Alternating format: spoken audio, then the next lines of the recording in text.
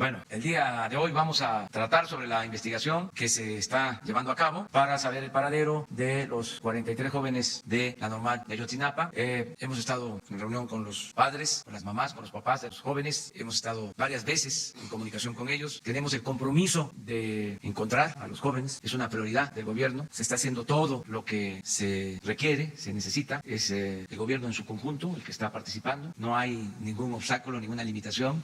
Está participando la Secretaría de Defensa, presentando información en las instalaciones que no se permitían visitar. Se han abierto a los padres, a los abogados, a los investigadores y ahora vamos a informar sobre el estado que guarda la investigación. Ofrecí en la última entrevista que sostuvimos con los padres que me iba a poner el día de hoy, lo mismo Alejandro, esta playera, estoy cumpliendo con eso. Ellos me entregaron la playera y me pidieron que me la pusiera y estoy por eso así. Es un asunto fundamental para el gobierno de la República el que podamos esclarecer los hechos, encontrar a los jóvenes desaparecidos y hacer justicia. No hay, repito, ninguna limitante, no hay impunidad para nadie y se está trabajando en colaboración con la Fiscalía General de la República y yo espero que se tengan pronto resultados porque se están atendiendo las cosas bien, se está trabajando de manera profesional y ahora Alejandro va a informarnos y guardando el respeto por la autonomía de la Fiscalía, se invitó también al fiscal del caso para que nos informe a todos sobre cómo va este proceso de investigación. Entonces vamos a empezar con Alejandro.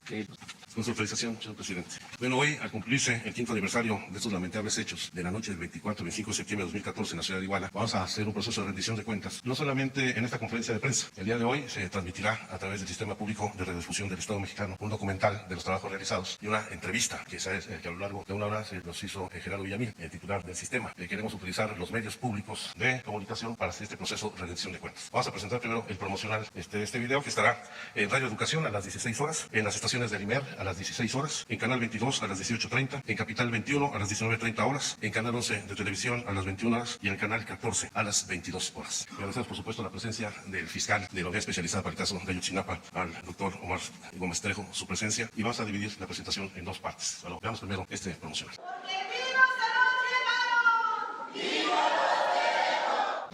Hago el compromiso con ustedes. Voy a tomar posición y voy a emitir un decreto para que se lleve a cabo la investigación. Yo aún no logro entender que es una desaparición, ¿verdad? Simplemente veo que mi hijo no está. No podemos estar cansados. Hace falta un miembro de la familia y es el que se le está buscando con todo el amor del mundo. ¿Estas son las prescripciones nuevas? Sí. Madre, me falta un pedazo de mi corazón. Vamos a llegar a las últimas consecuencias y saber qué pasó con nuestros hijos.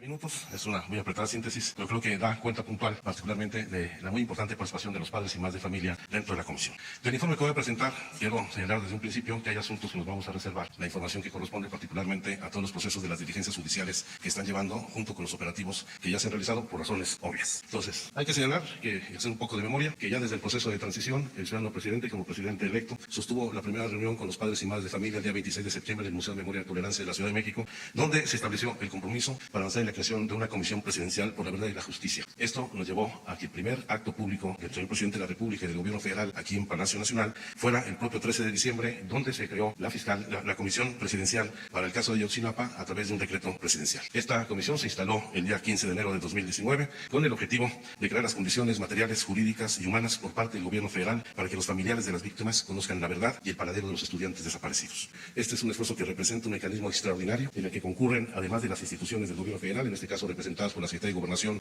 la Secretaría de Hacienda y la Secretaría de Relaciones Exteriores, las representaciones de los padres de familia, los propios padres y madres de familia y organismos de cooperación internacional como la Comisión Interamericana de Derechos Humanos y la Oficina del Alta Comisionada de Naciones Unidas para los Derechos Humanos. Uno de los aspectos fundamentales, señor presidente de la República, es que no solamente estamos abiertos al escrutinio internacional, sino al apoyo, asesoría, al auxilio de distintas agencias internacionales. Motivo por el cual, el día 11 de marzo, se firmó el primer compromiso con la Comisión Interamericana de los Derechos Humanos para que, además de recibir el informe que estos presentaron y que forma parte de la línea de investigación que estamos desarrollando en la Comisión Presidencial, se integre un grupo de asesoría técnica que sustituya lo que era el GIEI, de hecho es el GIEI renovado, que está suscrito con la Comisión Interamericana de Derechos Humanos. Y lo propio se hizo con la alta comisionada, con Michelle Bachelet, de la Organización de Naciones Unidas, para la coadyuvancia de esta agencia de Naciones Unidas en las tareas de investigación. Como parte de estos convenios, ya se ha creado el grupo de asesoría técnica, donde dos de los anteriores integrantes del GIEI, Ángela María Buitrago y Francisco Cox, ya se encuentran incorporados a los trabajos de investigación, y en los próximos días, en coordinación con la Oficina de la Alta Comisionada de Derechos Humanos de Naciones Unidas, se hará lo propio con los demás integrantes del GIEI para que sin ninguna restricción y limitación alguna participen en todos los trabajos de investigación y el replanteamiento que se está haciendo de investigación en el caso de Ayotzinapa.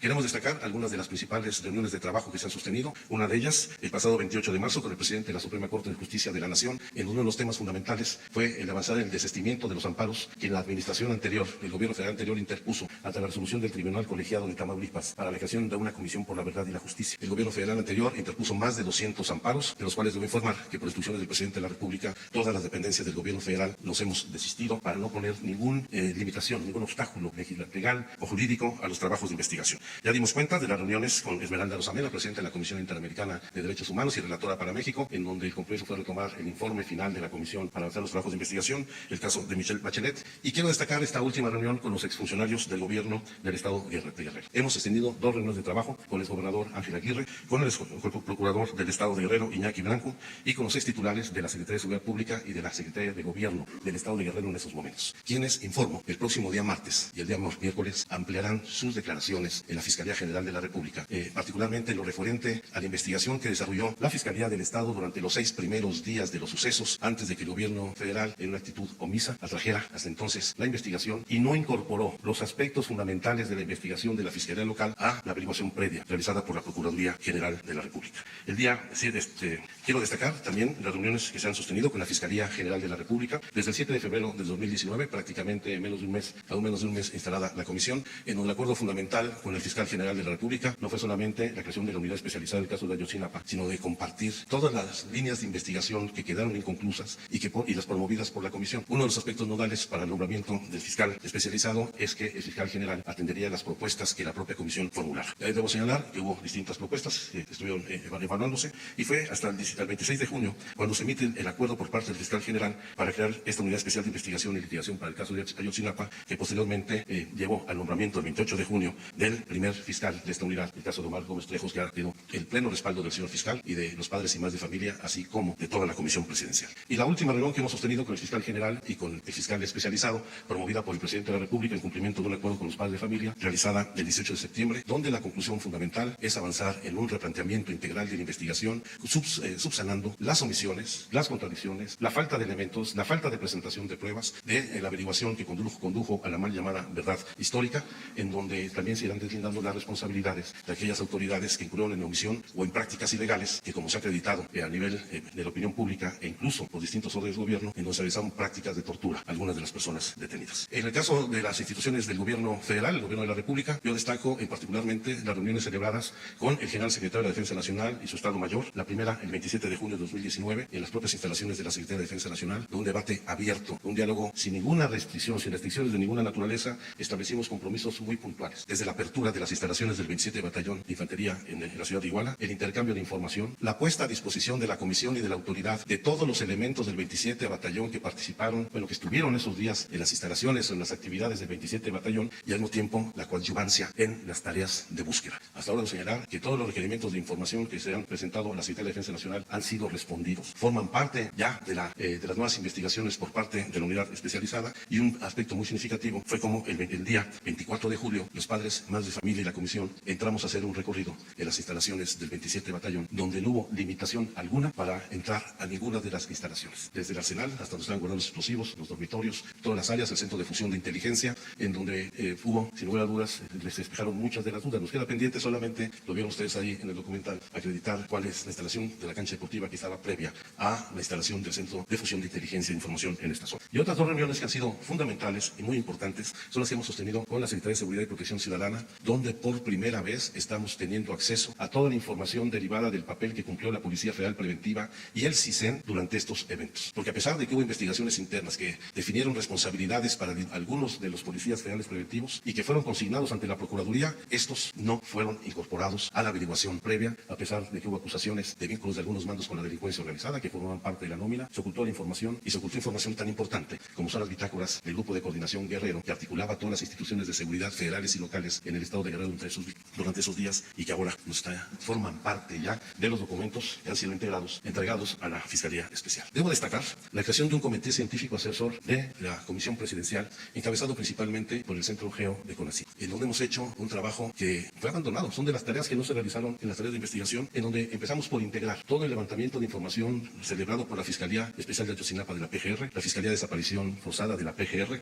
la Unidad Antisecuestro de la CEIDO y la información de la Fiscalía del Estado, donde no solamente hemos realizado actividades de búsqueda complementaria, sino se han identificado un buen número, más de 200 fosas clandestinas, en donde se han encontrado 184 cuerpos, de los cuales 44 han sido identificados, ninguno, lo subrayo, ninguno de los cuales correspondiente a ninguno de los muchachos desaparecidos. Un trabajo fundamental que debe haberse desarrollado desde un inicio es el análisis de todas las redes de telefonía, las llamadas telefónicas que se celebraron en toda esta región, no solamente los días de los hechos, sino los días posteriores, porque se han identificado, también es del dominio público, no estoy diciendo aquí ninguna infidencia, el uso de los teléfonos celulares de los muchachos en días posteriores a los actos de Iguala y a la desaparición. Este grupo científico ha hecho el análisis de 80 millones de registros de llamadas celebradas durante 4 años, de las cuales se identificaron 206,000 llamadas de interés, que permitió construir una red primaria de 84,000 líneas prioritarias y de 116 números telefónicos, y nos ha permitido no solamente identificar las zonas críticas, sino el seguimiento minuto a minuto de esta operación. No puedo dar los detalles, pero sí tenemos certeza de cómo se realizó el operativo por los grupos delictivos. Las nuevas conclusiones, para dar una de ellas, es que en ningún momento hubo contacto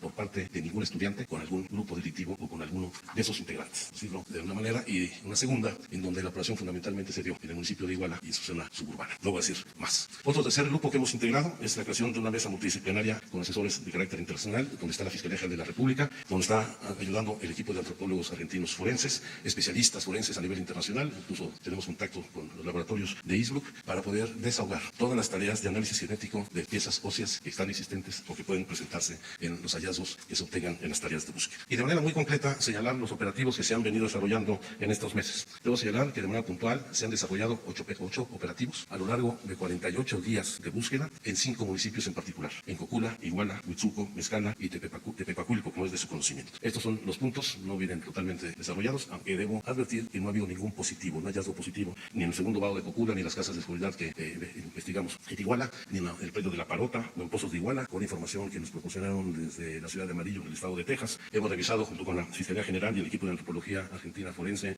180 puntos específicos en distintas regiones. El caso, este sí fue del dominio público, de un cateo que se hizo en una colonia de Iguala, la Juan N. Álvarez, en particular un operativo muy importante en el municipio de Mezcala y el ejido de Carrizalillo, el de Huitzuco, que está en proceso, y en el operativo que en estos momentos, también es del dominio público, estamos llevando a cabo en Tepepacuilco. Debo señalar que se han revisado más de 120 puntos de búsqueda y en ninguno de ellos hemos encontrado algún positivo. Y solamente haciendo una referencia de que estamos haciendo el seguimiento de 4 diligencias judiciales en particular contra exfuncionarios o gente vinculada con los hechos delictivos de serie. Pongo solamente para su conocimiento el operativo que iniciamos la semana pasada, prácticamente inició el viernes, pero el domingo, en coordinación con la Fiscalía General de la República, con un apoyo muy importante logístico de seguridad de la Secretaría de la Defensa Nacional y la Comisión Presidencial, estamos realizando en este basurero del municipio de Tepepacuilco. Quiero terminar haciendo un anuncio, en particular retomando algunos de los aspectos que a nuestro juicio son muy importantes para avanzar en investigación. Necesitamos que la sociedad nos ayude a conocer los hechos de verdad y justicia, y refrendamos los compromisos para otorgar recompensa de 1.500.000 pesos por aquellas personas que nos den información fidedigna y verificable de los estudiantes desaparecidos, y particularmente reiterar la oferta de una recompensa por 10 millones de pesos a quien informe sobre el paradero de Alejandro Tenescalco Mejía, uno de los principales perpetradores involucrados en estos hechos de desaparición forzada en el Estado. Es lo que queremos informar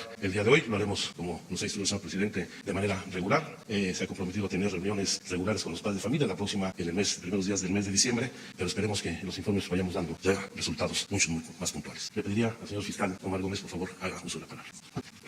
Buenos días, señor presidente, subsecretario. Agradecemos mucho la invitación que hicieron a la Fiscalía General de la República, en específico a la Unidad de Investigación y Litigación sobre el caso de Ayotzinapa.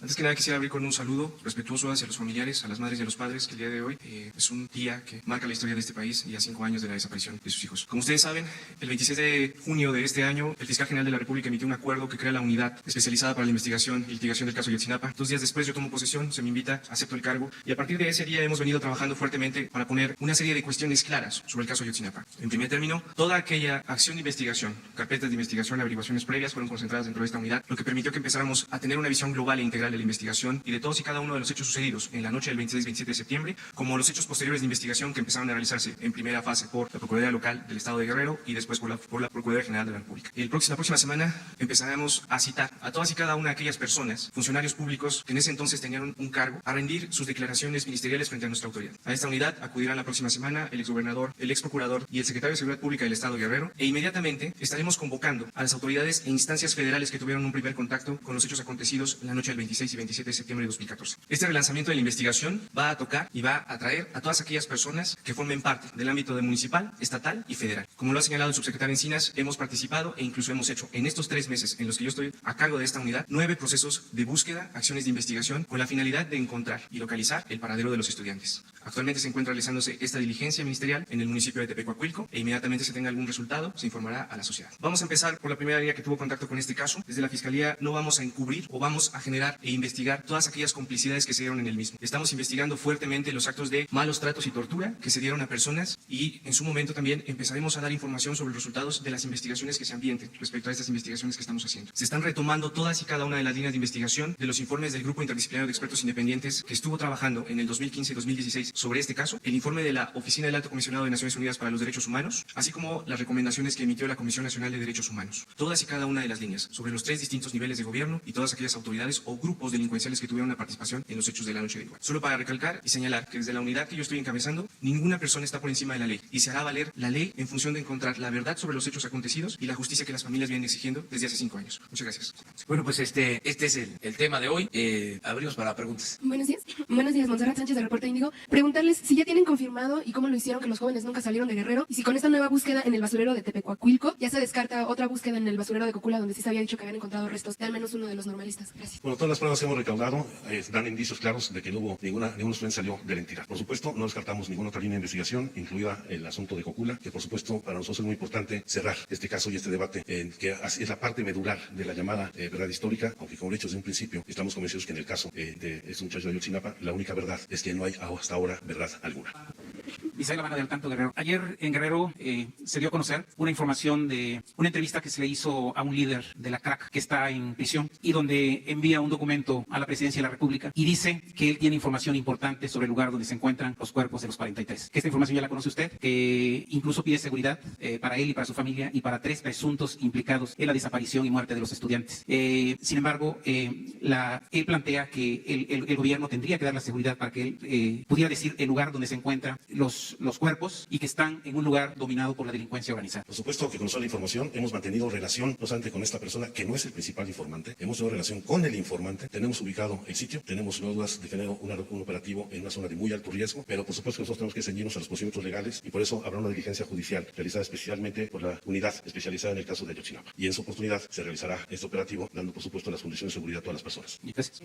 El caso de Ayotzinapa como lesa humanidad, los autores de él deberían ser entregados y también para el fiscal a la Corte Penal de Justicia. Ese es un tema que es recurrente, entre ellos los Abarcas si fuera el caso. Y para el señor presidente, de acuerdo con el Centro de Documentación de Movimientos Armados con sede en España, hay 40 grupos armados en la República Mexicana, 10 de ellos operan en Guerrero. Si no hay una solución expedita a este caso, habría posibilidad de que nuevos Lucios Cabañas, que también son egresados de Ayotzinapa, emergieran en el país. Sobre el caso de los delitos de lesa humanidad, lo más importante de ello es que serían delitos de carácter imprescriptible. Pero nosotros estamos convencidos de que debe juzgarlos la justicia mexicana. Aquí tienen que rendir cuentas y por supuesto que vamos a avanzar en esa dirección. Creo que hay del Estatuto de Roma que plantea que hay una base jurídica para... Hay base jurídica para ello. Sin embargo, el proceso de sentencia por parte de la Corte lleva muchísimo tiempo. Queremos que sean juzgados en nuestro país. Sí, señor fiscal, con relación al encuentro entre Ángel Aguirre Rivero, el gobernador guerrerense, y los 43, los padres de los 43 estudiantes de Ayotzinapa, ¿a usted podría persuadirlo a creer más en la versión del gobernador Aguirre Rivero, su procurador, que la de Murillo Karam y el expresidente de México en ese caso específico? Como le he señalado, todas las autoridades que en su momento tuvieron conocimiento y tenían una función en los días de los hechos serán llamados a rendir cuentas. En su momento la investigación, bajo los propios objetivos por los que se rige una investigación, pues es que vamos a dar cumplimiento y vamos a tomar todas y cada una de los indicios, de las pruebas que salgan de las declaraciones, más informaciones adicionales que se obtengan dentro de la averiguación previa y las carpetas de investigación. En su momento se determinará si son o no responsables frente a la justicia. Sí, gracias, buenos días. A preguntarle, fiscal, concretamente si llamaría al exprocurador Murillo Karam. En estos días él ha estado dando declaraciones defendiendo evidentemente la verdad histórica. Si lo llamaría porque pues se puede pensar que él sería el mejor informado de este tema en el sexenio pasado. Y por otro lado, preguntarle a Alejandro Encinas, ¿cómo toman estas declaraciones de Murillo Karam que insiste en que estuvieron los estudiantes en Cocula, que ahí fueron incinerados después de las inconsistencias que ustedes han detectado? Gracias. Como lo comenté hace rato, la siguiente semana estaremos enviando los citatorios a las autoridades federales, entre ellos el propio exprocurador Murillo Karam, que incluso públicamente ha manifestado su disponibilidad para poder venir a rendir su declaración frente a la propiamente. Hoy observaba el señor fiscal, por supuesto, Murillo Caram ha mostrado su voluntad para presentarse nueva cuenta ante la autoridad y sucederá con toda seguridad en los próximos días. Y lo más importante de las declaraciones que ha hecho respecto a refrendar la hipótesis de que los muchachos fueron incinerados en el basurero de Cocula es que él se dijo que en ningún momento señaló que todos habían sido incinerados ahí. No se trata de un matiz más, se trata una vez más de un elemento que muestra la vulnerabilidad de la tesis que ha sostenido la verdad histórica. Perdón, sí. Ana Gabriela Rojas, de la BBC. Muchas gracias, buenos días. Quisiera un poquito aclarar, hace poco había dicho el general Hertzmann, no lo dijo él, pero lo repitieron en los medios, fiscal general, perdón, que él había dicho que se va a empezar casi la investigación desde cero, pero a la vez, bueno, los mismos padres de los estudiantes dicen que ya hay líneas de investigación del GIEI. Entonces, bueno, un poquito que aclaren esto. Y por otra parte, con la información que ya tienen y que no pueden decir todo por obvias razones, qué tanta confianza tienen de que se va a aclarar en cuánto tiempo este caso? Sí, lo que acordamos con el fiscal general es hacer un replanteamiento integral de toda la investigación. Por supuesto que no se puede partir de cero, menos cuando hay señalamientos de tortura por parte de servidores públicos. Esa ya forma parte de la investigación. Y la confianza que tenemos en los resultados de este proceso es, por supuesto, que no solamente está todo el empeño de las instituciones públicas del gobierno federal, esperamos que nos acompañen, lo han hecho bien hasta ahora algunos gobiernos estatales para ir obteniendo información, necesitamos la cooperación internacional, necesitamos información del gobierno de los Estados Unidos, particularmente con el seguimiento de las llamadas telefónicas entre el grupo de guerras unidos de Chicago e Iguala, y vamos a hacer todo nuestro esfuerzo para conocer la verdad y que haya justicia. Gracias. Buenos días, Jonathan Acar, de Eje Central. Preguntarle, subsecretario, ahora con estas nuevas hipótesis, con estas nuevas líneas de investigación que está llevando la Fiscalía, aprovechando que está aquí el fiscal, en estas nuevas diligencias, estos nuevos 9 procesos que habla de búsqueda que se están haciendo y las diligencias que están llevando a cabo, ¿se está buscando en vida a los normalistas? ¿Está la posibilidad de que estén vivos? Lo hemos señalado desde un principio, tenemos 2 líneas de investigación fundamentales, la búsqueda en vida, es una de las demandas fundamentales de los padres de familia, y también la búsqueda del destino final de ellos. Preguntarle también, esta parte de que si 3 meses antes de que fue transferido Gildardo Astudillo el GIL, fue transferido al reclusorio sur para intentar ejercer el principio de oportunidad, para que declarara, ¿esto es cierto? Para el reclusorio norte, sí, y la información que proporcionó no tuvo ningún resultado. Sobre la parte que hoy publica Eje Central, subsecretario, preguntarle sobre esta posibilidad de que al menos 27 números atribuidos a los normalistas tuvieron continua comunicación con números recurrentes antes de la noche de Iguala. Esta información no fue trascendental para ustedes. ¿Ustedes estuvieron al tanto de estos datos que habría analizado el FBI? Se están revisamos 80 millones de llamadas telefónicas. Estas están incluidas ahí. Okay, gracias. Rocío Méndez, Noticias MBS. Subsecretario, los padres estuvieron muy inconformes porque desde un inicio se fue clasificado el hecho como un secuestro. Actualmente, ¿cómo lo tienen ustedes identificado? ¿Como una desaparición forzada? Es una desaparición forzada cometida por agentes del Estado mexicano. Gracias, subsecretario. Nancy Rodríguez, de Oro Sólido. En su momento hubo controversia sobre las condiciones en México de los representantes extranjeros de derechos humanos, cuánto se les pagó, qué se les dejó de pagar. ¿Entregaron ellos algún reporte al respecto? Si nos puede precisar qué les informaron en relación a esto y en qué condiciones están ahora, cuánto se les va a pagar y si se firmó algún contrato o acuerdo y si lo podemos conocer. Gracias. Por supuesto, no se puede conocer sino que es del dominio público. Nosotros no contratamos a los especialistas. Se suscribe un convenio con la Comisión Interamericana de Derechos Humanos, de la cual forma parte de nuestro país. Ahí se hacen transferencias de recursos para que la Comisión desarrolle con sus propias normas y atribuciones los mecanismos extraordinarios que se requieran. Ellos establecen los salarios con los que se remuneran a los especialistas. ¿Y el informe que les entregaron ellos en cuanto al trato que tuvieron en la anterior administración? Pues no es el informe que ellos nos entregaron, es la actitud que tuvo el gobierno federal anterior hacia ellos. Aquí no va a haber ninguna limitación para el desarrollo de su actividad profesional. Por favor. Buenos días, varias preguntas. Con esto que han hecho ustedes ya con estas investigaciones, según sus cálculos, ¿cuándo podría haber ya una respuesta concreta hacia los padres de dónde están sus hijos? Cuando la tengamos. ¿Podría ser en 1 año, 2 años, en 2 meses? Cuando la tengamos. No hay una fecha. No hay fecha. La otra, ¿nos podría dar más información sobre quién es Alejandro Tenescalco Mejía? ¿Por qué está pidiendo uno de los principales integrantes del grupo delictivo que operó en la noche de Iguala y que es de los que desde un origen no ha sido detenido. Entonces la policía forma parte de la policía municipal. Sí, para el fiscal, ¿qué tan importante ha sido la información que le han proporcionado las autoridades locales? El expresidente municipal de Iguala, el exgobernador Ángel Aguirre Rivero y su exfiscal Iñaki Blanco. O sea, la información que nosotros tenemos ya dentro de la averiguación previa, ellos ya han venido anteriormente a rendir declaraciones. Lo que vamos a hacer ahora, la próxima semana, son ampliaciones de declaraciones como testigos.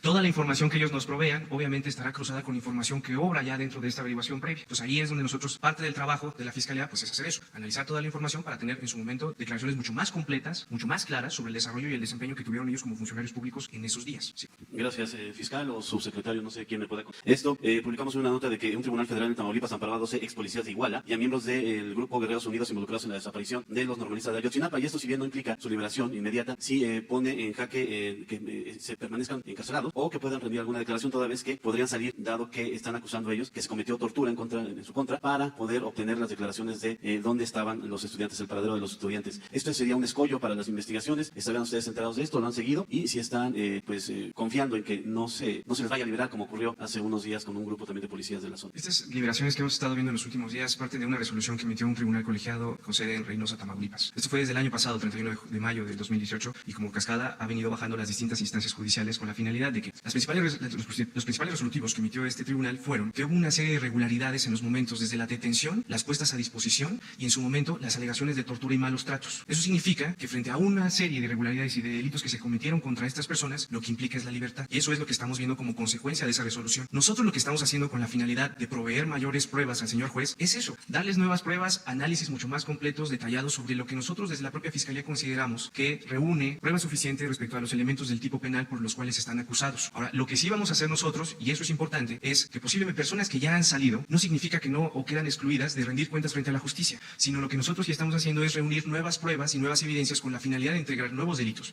Y si estas personas que han salido son responsables de actos o de omisiones, volverán a ser llamados para que rindan cuentas ante los tribunales. ¿Eso implicaría que estarían localizables? ¿Están localizables esas personas que fueron liberadas para ese efecto? Lo que nosotros estamos haciendo es una investigación. Primero hay que plantear una investigación clara, objetiva, con pruebas sólidas, que no estén viciadas ni lícitas, porque eso es lo principal que señala el Tribunal Colegiado de Tamaulipas. Frente a eso, plantearemos acusaciones o consignaciones como se les señala aquí en México y serán localizados y ubicables.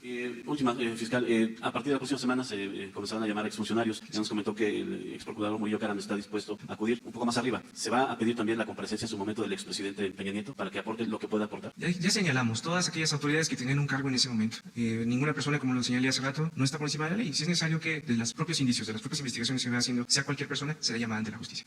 ¿Sí? Buenos días, Eduardo Esquivel, Ancona, de Grupo SDP, Análisis Económico. Yo quisiera preguntar, y bueno, primero desear de todo corazón de que encuentren a los muchachos vivos. Ese es y espero que tengan mucho éxito y tengamos todos mucho éxito. Pero lo que quisiera preguntar es qué está planeando el gobierno federal para que no se repitan estos actos.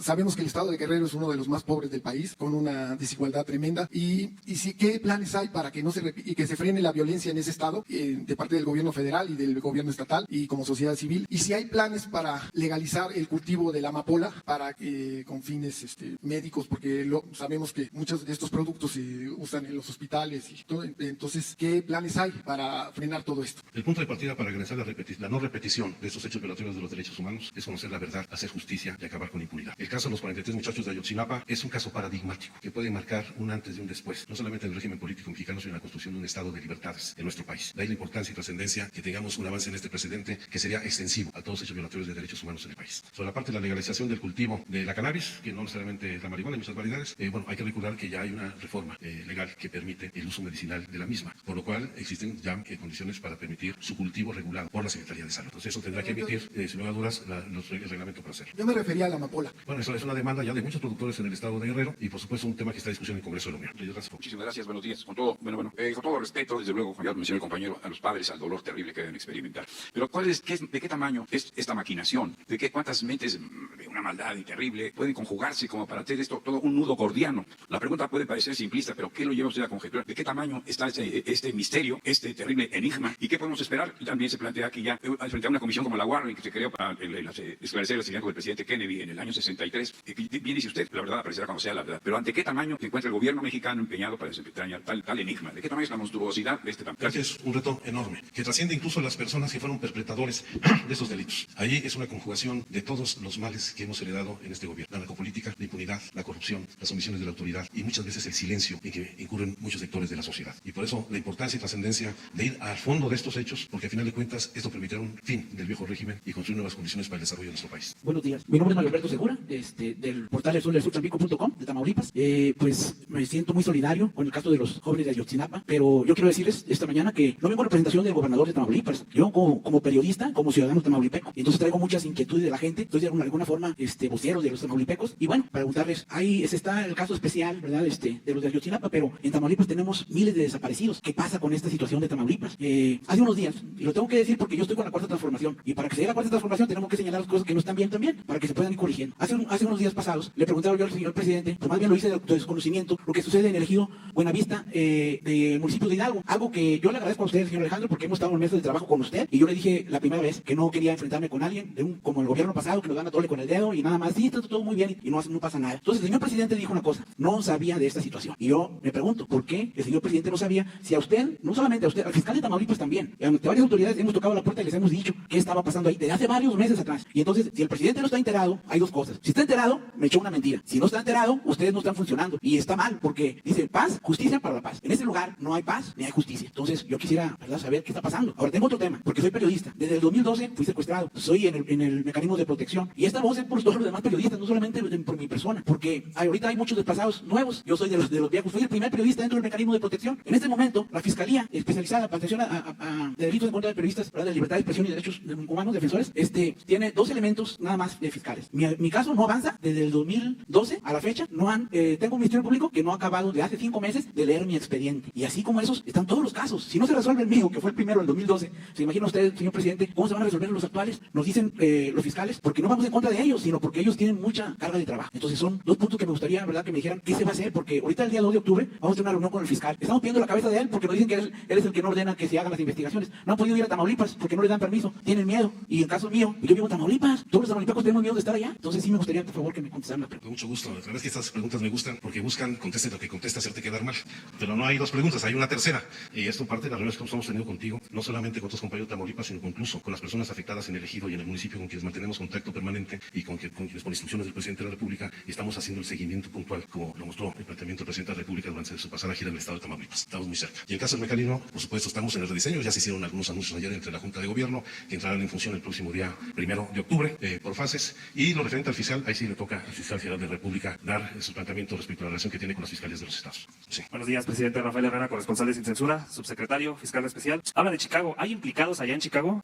¿Hay más implicados? ¿Ya tiene ubicados a todos los presuntos responsables y hay una investigación allá en curso? Acaba de decir don Alejandro que se trata de una desaparición forzada por el Estado mexicano. ¿Qué información tiene allá en Estados Unidos o qué información se está cruzando y a qué niveles se está dando esta información? Muchas gracias. Bueno, del dominio público, que hay un proceso abierto contra elementos de Guerreros Unidos en los Estados Unidos y que en estos momentos se está entrando en una fase de redefinición. Hubo una nota periodística la semana pasada que da cuenta, la encabezaban diciendo que se tambaleaba el proceso judicial sobre Guerreros Unidos en Estados Unidos. No es así. Lo que está sucediendo es que están participando como testigos protegidos en este caso, y es lo que va a implicar el replanteamiento del papel del proceso que se le sigue en ese país.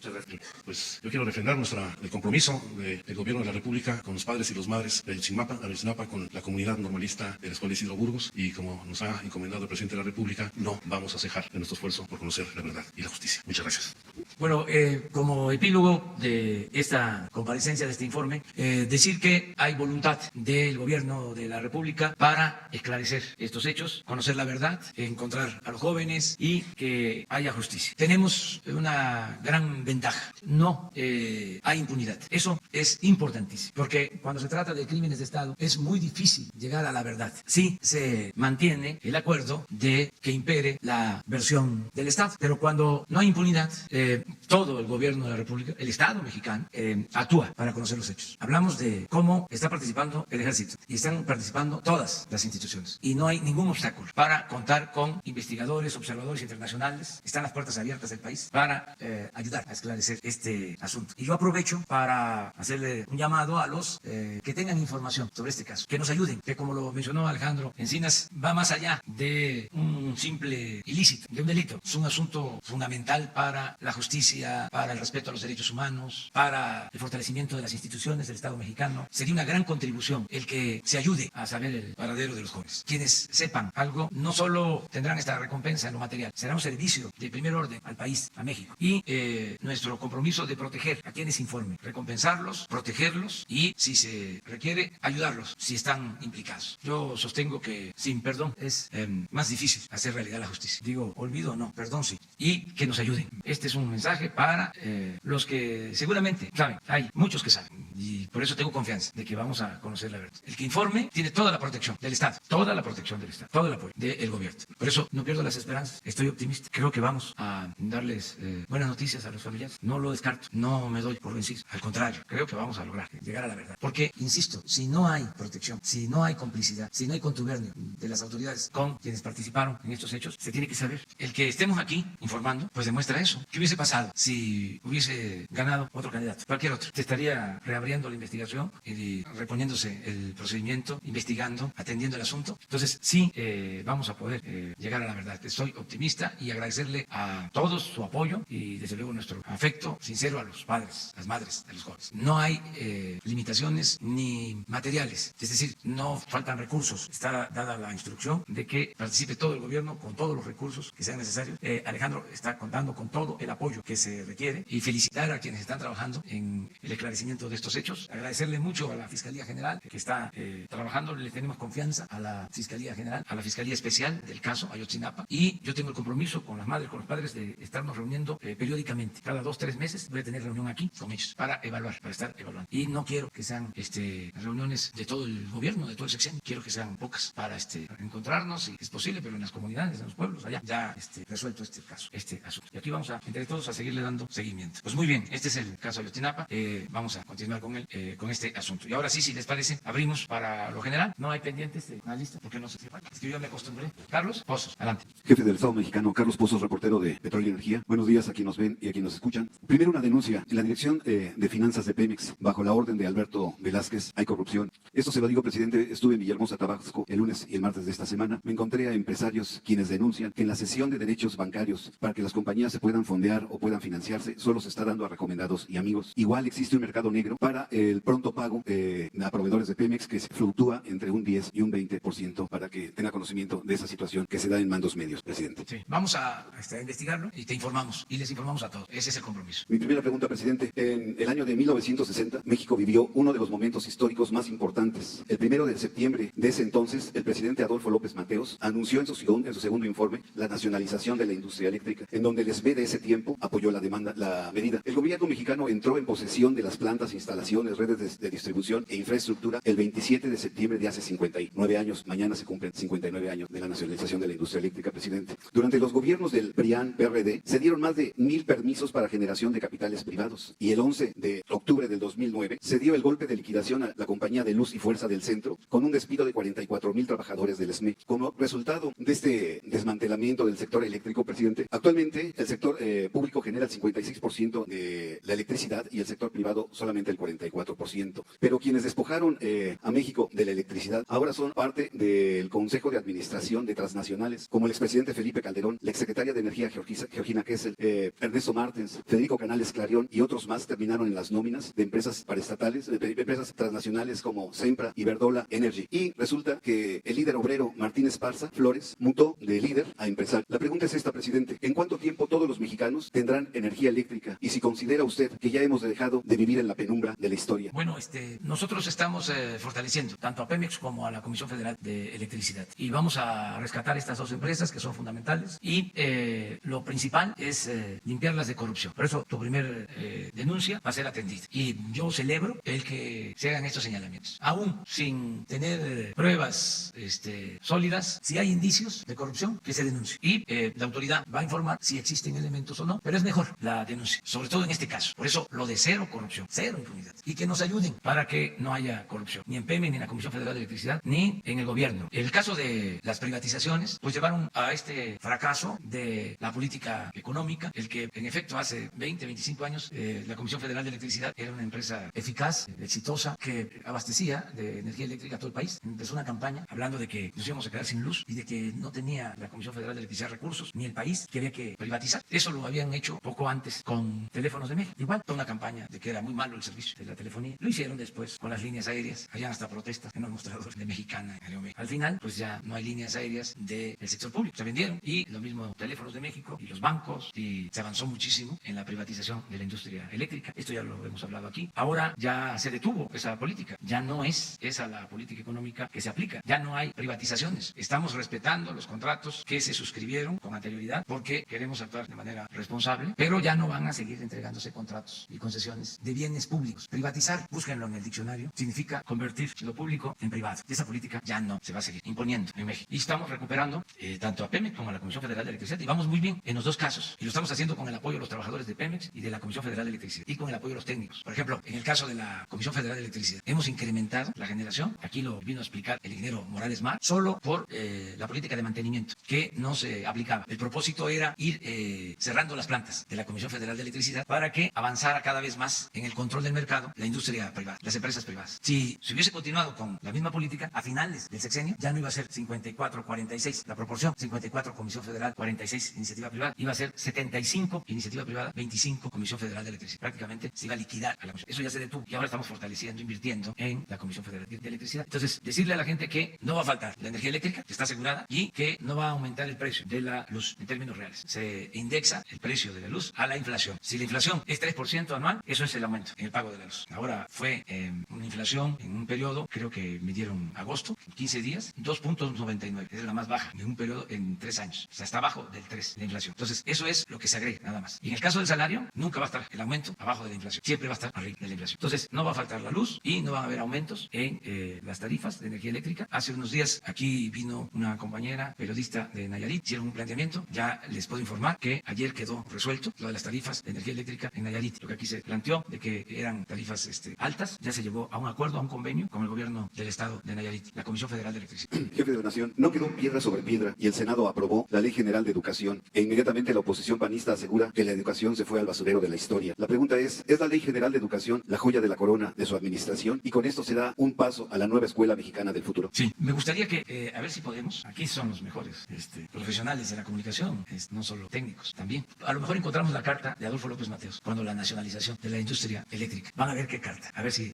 alguien pasa y la lee, la ponemos en pantalla. Miren cómo actuaba un buen presidente. Ahorita vamos a ver. Pero bueno, lo de la reforma educativa, ya hemos hablado, fue un avance. Siempre hay oposición, hablando del presidente López Mateos, él inició con la entrega de los libros de texto y hubo oposición. Los conservadores entonces no querían que se entregaran los libros de texto y se logró establecer la entrega de libros de texto gratuitos. Nosotros éramos niños y empezamos a recibir en el pueblo esos libros, cuando el presidente López Mateos. Entonces, cada vez que hay una reforma, pues hay oposición. Esto es consustancial a la democracia. Ahora están inconformes los que habían apoyado la reforma anterior, que se dio en otras circunstancias. Esa reforma que se aprobó en el gobierno anterior es parte de la agenda que se imponía a México desde el extranjero. Es parte de las llamadas reformas estructurales. Es una historia. Si se hace la investigación, se va a conocer que la política neoliberal se imponía a otros países desde las sedes de los organismos financieros internacionales. Entonces, la agenda que se aplicó en México durante 30 años o más venía de afuera. Empezaron con las cartas de intención, donde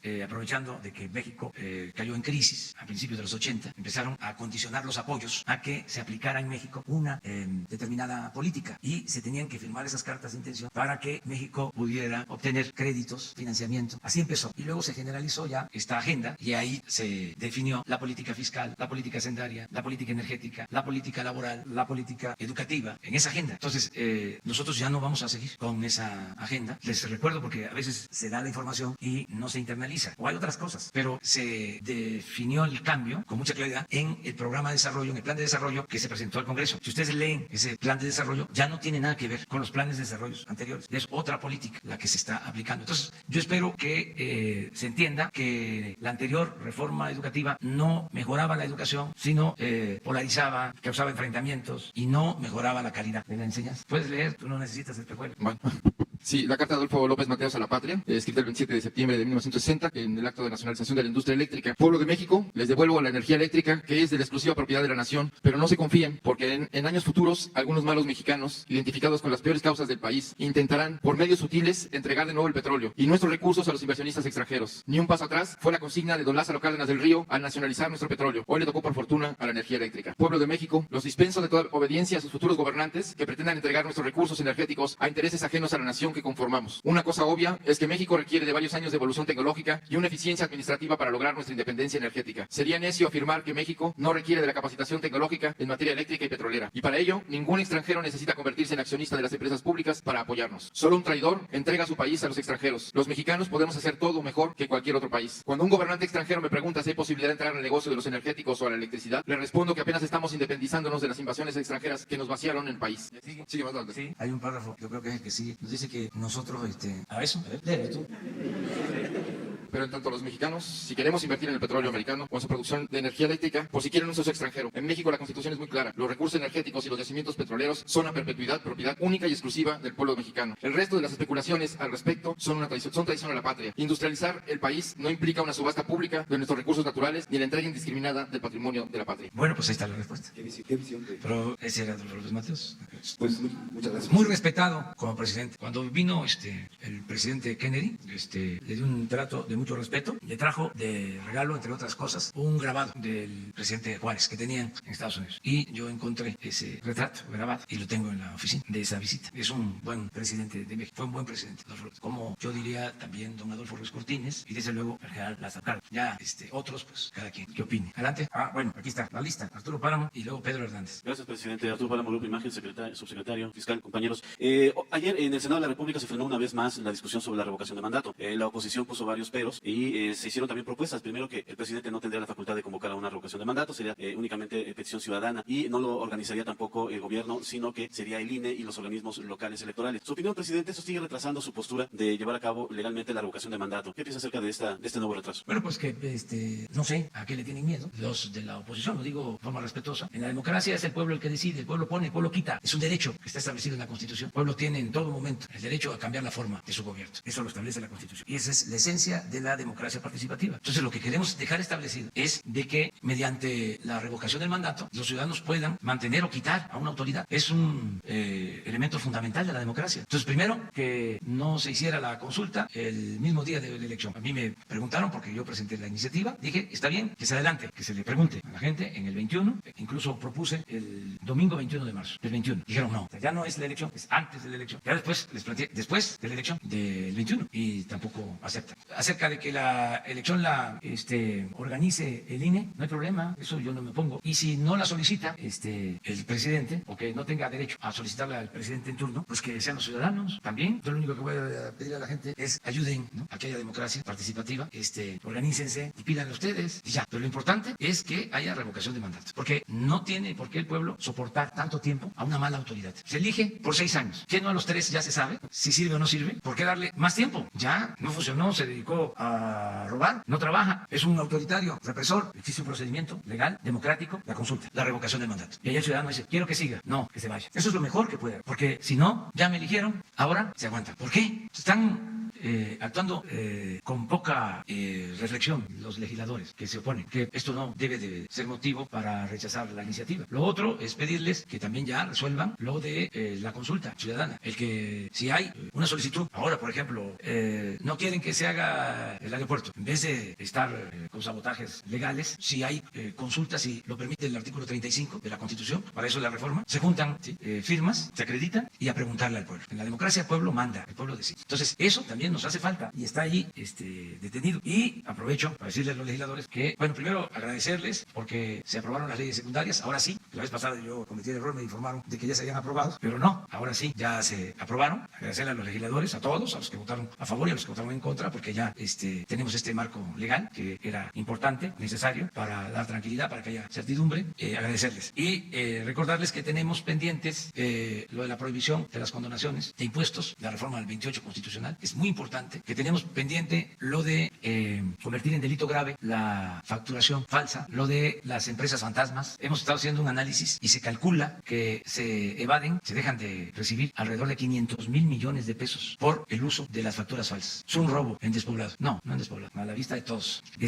Y eso está ahí pendiente, ¿sí?, que también ojalá ya se apruebe, porque eso nos va a ayudar mucho. Si no hay defraudación fiscal, la hacienda pública se fortalece y no hay motivo ni razón para aumentar impuestos, ni para decretar gasolinazos, ni para endeudar al país, nada más acabando con los privilegios fiscales, que todos contribuyamos, que todos paguemos nuestros impuestos. Eso es lo que se plantea. Lo mismo en el caso de la corrupción. Si no hay corrupción, pues el presupuesto alcanza. Sí, una que quedó pendiente desde ayer. En el Mar de Cortés, ayer se lanzaron ya a la pesca embarcaciones menores de varias poblaciones de Sonora, Baja California, Santa Clara, San Felipe, etcétera, del Alto Golfo de California, poniendo en riesgo a la vaquita marina. Y ellos explican, los pescadores, que ha sido porque las instancias de gobierno, Semarnat, SADER, INAPESCA, CONAPESCA, después de 9 meses de gestión no les han ofrecido opciones productivas, no se ha levantado tampoco la veda de pesca, no se levantó, y en esa región tampoco ha habido pago de compensaciones económicas para subsanar la falta de pesca, la falta de actividad. Se lanzaron ya a pescar, poniendo en riesgo la vaquita marina. Sí, ¿hay alguna medida que el gobierno vaya a tomar de emergencia para...? Sí, ya se está implementando un programa integral, especial para la zona, y que incluye la protección a especies que están en vía de extinción, el caso de la vaquita marina, y el apoyo a pescadores. Ya estamos trabajando en eso, en un programa integral donde participan varios varias instituciones, medio ambiente, pesca, que depende de agricultura, desde luego la Secretaría de Bienestar, la Secretaría de Marina. Ya pronto se va a informar sobre este. Es que no les ha llegado un apoyo. Sí, estamos en eso, estamos trabajando en eso. Es que estamos también limpiando padrones, en todo había mucha corrupción. Estamos resolviendo el que llegue bien el recurso. Mire, este año hemos corrido con suerte porque no hemos tenido problemas de afectación por huracanes. No ha habido casos de emergencias. Ha sido un año, vamos a decir, con pocas desgracias por fenómenos naturales. Sin embargo, había la mala costumbre de que ante las lluvias, que desde luego afectan, siempre había una declaración de emergencia, o 2 o 3 o 4 o 5, 10, 20 o 100, porque eso significaba utilizar dinero de una bolsa para comprar víveres, cátedres, láminas y demás. Y había corrupción en ese manejo de fondos, porque era un poco como los gastos llamados de la Seguridad Nacional. A lo mejor por ahí tenemos la gráfica de las declaratorias de emergencia y los gastos por año, para comparar con las declaratorias de emergencia de este año y el gasto de este año. Porque no estoy hablando de otro asunto, ¿no? Es poner el ejemplo de cómo supuestamente se ayudaba. Mire, más claro ni el agua. Este es el número de declaraciones de emergencia y desastres por año. Claro que hay años, por ejemplo, el año del sismo, ¿sí? Luego tenemos identificado los huracanes más fuertes. Les hablé de que hemos tenido suerte, pero así estamos. A ver si ponen la otra lámina sobre el dinero. Mire, estos son billullos. Claro, el 2007 estamos hablando del sismo, 42,000 millones. Nosotros estamos aquí, 554. Claro que era negocio. No llegaba a la gente, o llegaba a una parte y se robaban la mayor parte. Compras con proveedores favoritos que se dedicaban a eso. Entonces todo esto lo estamos arreglando. Es como el caso de los medicamentos, es todo. Entonces sí va a haber apoyo a los pescadores, pero queremos que les llegue de manera directa. Por ejemplo,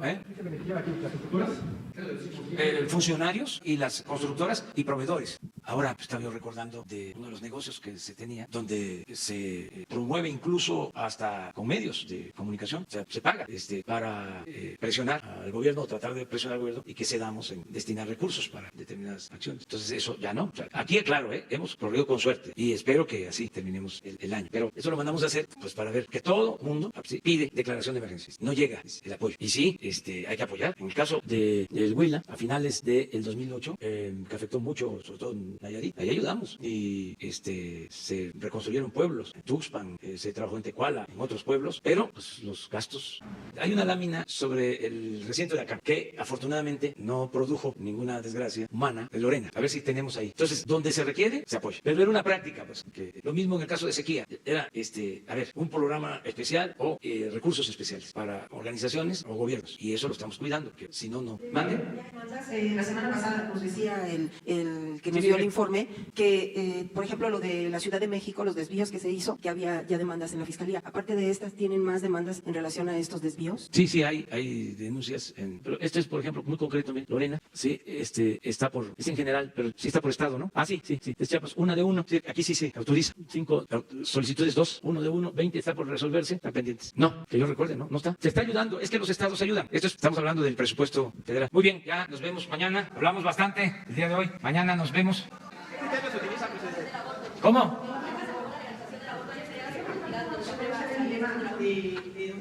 Volvió a ganar un contrato ahora en la SEP y sigue siendo su compadre. ¿Cómo va a resolver ese dilema? ¿Le va a quitar todos los contratos por ser su compadre o lo va a beneficiar siendo contratista del gobierno? Pues que lo vea la oficina, la Secretaría de la Función Pública, que ellos determinen. No hay una habilitación, o sea, la empresa ganó. Sí, pero de todas maneras, o sea, que emita un dictamen la Secretaría de la Función Pública, o sea, que no haya ni siquiera la sospecha, ser y parecer. Entonces, que se aclare todo, y que trátese de quien se trate, y que la Función Pública emita un dictamen. ¿Han platicado de ese tema? No, ni sabía, ahora me enteré. Pero después de lo que ocurrió la vez pasada, platicaron sobre lo complejo que podría ser que él fuera No hablé, esa vez sí, tuve comunicación con él, pero no volví a hablar con él sobre estos temas, y ahora me enteré de esta situación, que la Secretaría de la Función Pública informe, y repito, cero corrupción, cero impunidad, todos aportarnos bien. Me hicieron una observación, algunos empresarios, de buena fe, decir, bueno, como delito grave, lo de la doble facturación, o de la facturación falsa, o lo de las empresas fantasmas, la defraudación fiscal, delito grave, artículo 19 de la Constitución. Entonces revisé, estoy aprovechando para contestarle porque iba yo a darles un punto de vista sobre esto. Hice una revisión. Es un procedimiento, tiene que ver con el SAT, porque se habla de una detención preventiva que se lleva a cabo después de pasar por varias instancias. No es fast track, no es como me lo plantearon, yo con todo respeto, de que el SAT declaraba de que alguien estaba utilizando facturas falsas y de inmediato al juez y al tambo. No es así. El SAT presenta la denuncia con pruebas a la Procuraduría Fiscal. ¿Sí? Antes de eso, el presunto delincuente tiene que aclarar su situación legal. Tiene posibilidades de recurrir a la autoridad, comparecer. Tiene ese derecho de ser escuchado, atendido.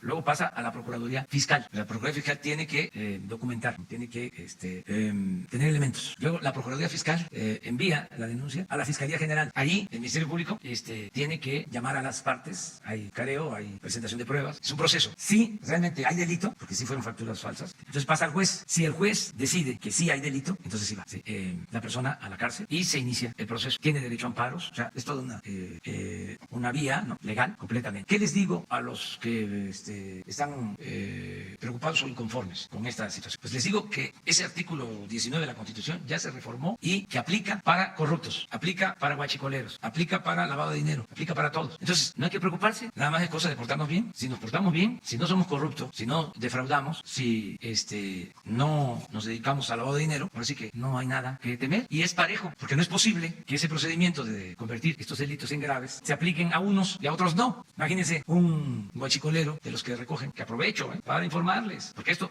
no llega a saberse, pero el que llena un bidón de 20 litros de gasolina es ese procedimiento y no hay derecho a fianza, es delito grave. Entonces aprovecho para explicarlo, es decir, ya cambió esto, ya no se puede permitir este tipo de conductas, todos tenemos que ayudar. Por eso la pregunta que me haces, no se puede tener autoridad política si no hay autoridad moral. Entonces no hay impunidad para nadie. Entonces tampoco es el juicio sumario, la acusación sin fundamento, el afectar la dignidad de las personas, no, pero sí tenemos que hacer la vida pública más pública, transparente. Vamos a acabar con la corrupción, eso nos va a ayudar muchísimo. Hace unos días salió una encuesta sobre percepción, me decían que sorprendidos en el extranjero los que aplicaron esta encuesta por los resultados, de que ya nos califican mejor en cuanto a que no hay la corrupción que se tenía antes o que se percibía. Entonces esto nos ayuda mucho. Ayer estuve con banqueros y independientemente de que siempre hablan antes más de Estado de Derecho, que les importa mucho eso, que se garantice la legalidad, que haya un auténtico Estado de Derecho, que bueno, pero eso ya pasó a segundo plano. Ya no me dicen